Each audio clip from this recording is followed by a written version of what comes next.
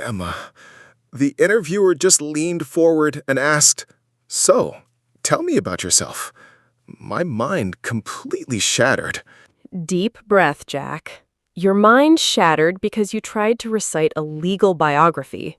I started talking about my primary school, my dog, my hobbies. It was a complete disaster. Introducing yourself isn't a history test. It is a strategic puzzle. A puzzle? It felt more like a live interrogation. You only need 3 native psychological blocks to make anyone instantly remember you. Please save me. Show me how to speak about myself without freezing up.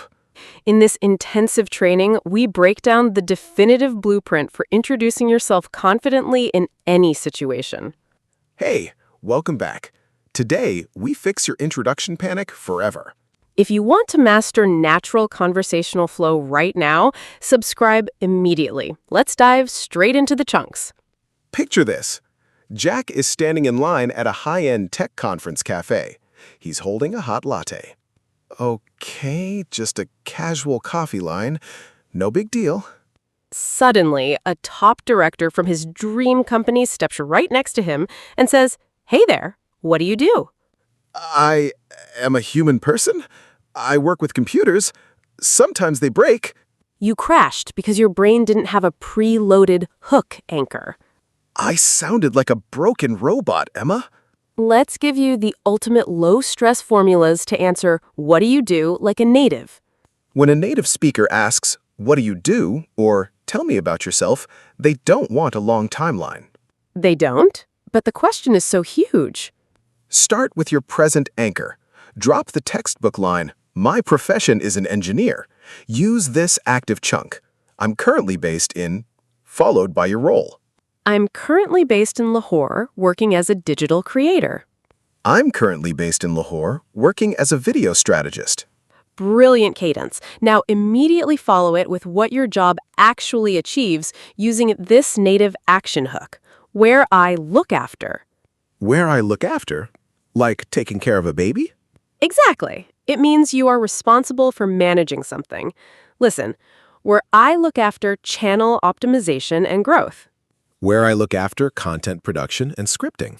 Exceptional. Let's stitch them together. So, Jack, tell me about yourself. I'm currently based in Lahore, working as a video strategist, where I look after channel growth. Clap hands, look at that. Crisp, direct, and zero robotic grammar. Wow, that feels smooth.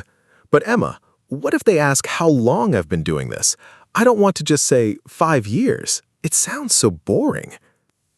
That is when you deploy the value time warp chunk. Saying I have 5 years of experience sounds like reading a dusty paper resume. It does. It has no pulse. Instead, frame your time as a journey of growth using this native chunk. I've spent the past few years. I've spent the past few years building global audiences. Yes, it implies active focus. Follow it immediately with an action verb ending in ing. Listen, I've spent the past few years helping educational brands scale up. I've spent the past few years building global audiences with a heavy focus on high-retention scripting. Outstanding! Now, highlight your major focus area with this sophisticated, quiet block with a heavy focus on. With a heavy focus on, like lifting heavy weights? No, it means your specialization or deep expertise. Listen, with a heavy focus on high-retention storytelling. With a heavy focus on digital media metrics. Perfect tone. Let's merge the present anchor and the value time warp. Try it naturally, Jack. I'm currently based in Lahore, working as a video strategist where I look after channel growth. I've spent the past few years building global audiences with a heavy focus on high-retention scripting. Eyes wide with surprise. Exceptional delivery. You sound like a high-level executive, not a nervous student. Grinning widely, I can't believe those words came out of my mouth. But wait, Emma, what if they ask why I'm interested in their specific project or company? That's the classic pivot. You need the future alignment blocks before they catch you off guard. When an interviewer asks, "Why are you here?" My brain immediately thinks, because I need money, but I can't say that. Please don't say that, Jack. They want to see ambition and connection. But kissing up to the company feels so fake and difficult. Don't kiss up, just connect your personal roadmap to theirs. Use this smooth, professional transition block.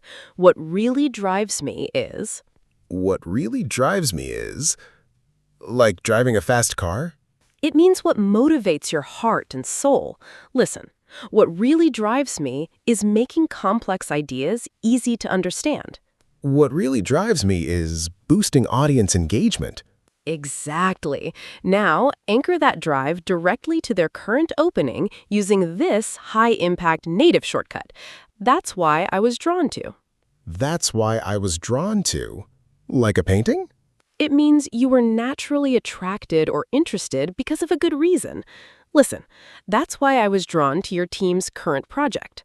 That's why I was drawn to this specific masterclass role. Incredible.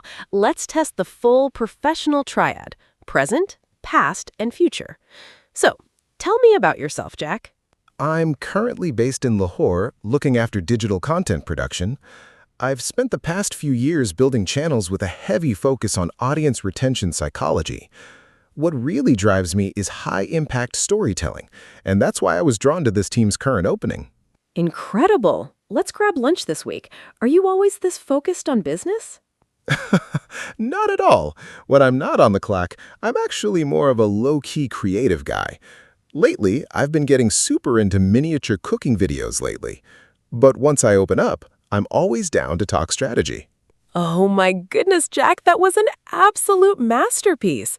You transitioned from high-level corporate value to relaxed personal charm flawlessly. Wow, the structure held me up the entire time. I didn't stumble once, and I covered my past, present, future, and hobbies in under a minute. They always work when you use strategic native patterns. But prepare yourself, because next we face the ultimate test of speaking about yourself under extreme pressure. Oh no, what is it? A final visa interview or a live stage talk? Close.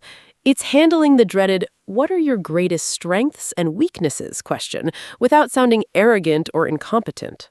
Oh, that question is an absolute nightmare trap. If I name a strength, I feel like a massive braggart. If I name a weakness, I feel like I'm destroying my own career on the spot. Exactly.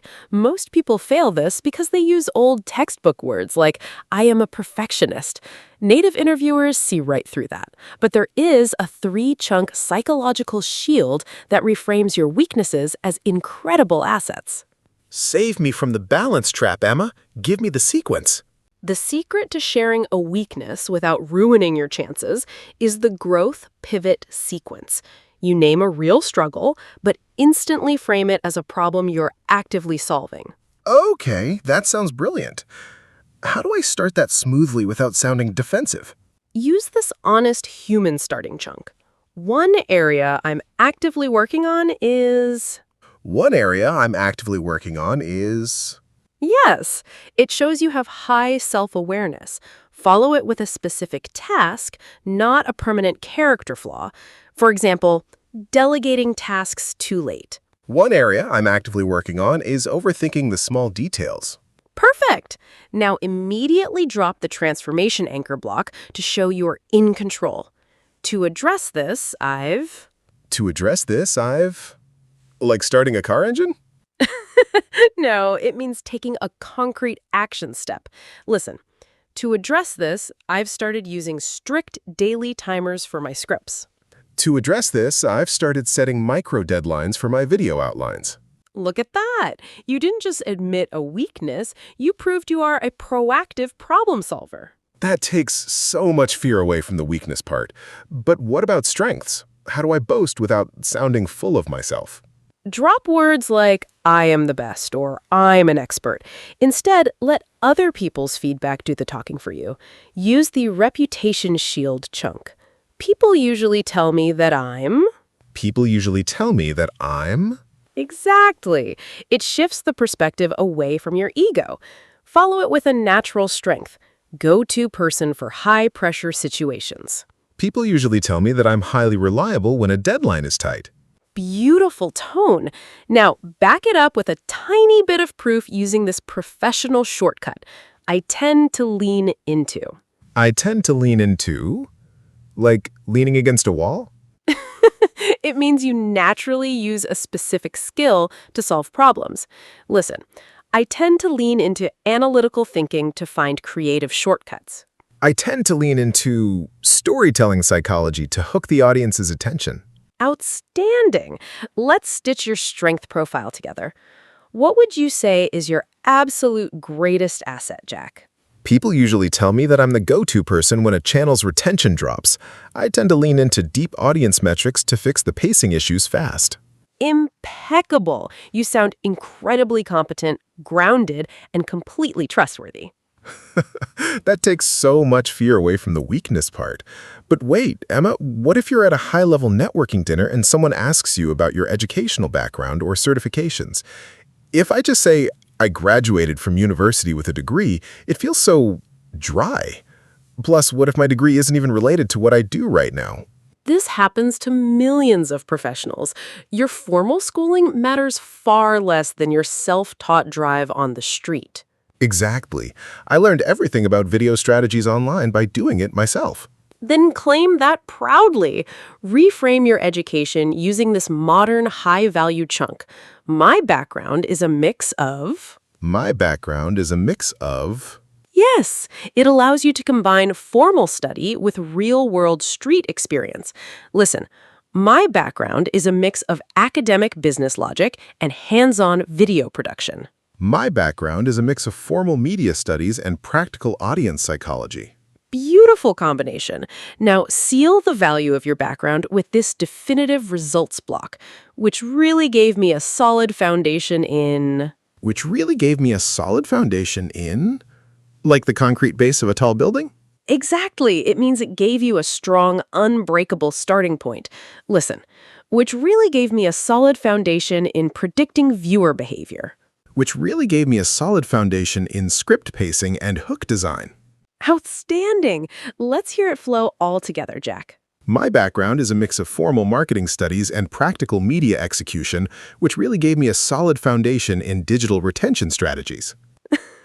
You are completely rewriting the rules of professional communication. You sound incredibly experienced. I feel like a weight has been lifted off of my shoulders. But wait, Emma, what if someone asks me a casual question about my roots? Like, where did you grow up? Or tell me about your family background. Casual history can trap people into long, boring stories. Let's look at the origin story blocks to keep it fast, warm, and highly memorable. When people ask where I'm from, I usually say, I was born in X, then moved to Y in 2012, then my uncle, and people start yawning instantly. Because you're giving them a dry geographical map instead of a colorful mental picture. Help me fix my geography trap, Emma.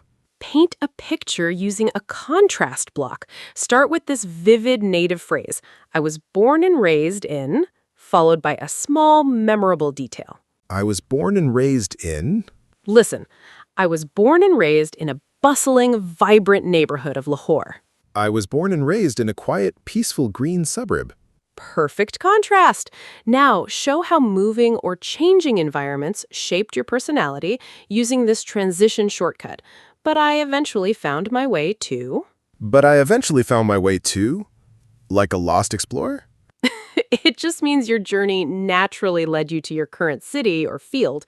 Listen, but I eventually found my way to the digital media world because of my love for storytelling. But I eventually found my way to Lahore's creative tech hub because I couldn't stop analyzing movies. Let's hear the origin story. So, Jack, where are you from originally? I was born and raised in a highly energetic, colorful corner of Lahore, but I eventually found my way to the digital production space because I couldn't stop analyzing movies. Wow, that is a stellar response. It has color, life, movement, and it explains your current passions effortlessly. This is amazing, Emma. I feel like my whole life story is fitting into small, beautiful, manageable puzzle pieces. It really is. But prepare yourself because next is the most tricky casual situation.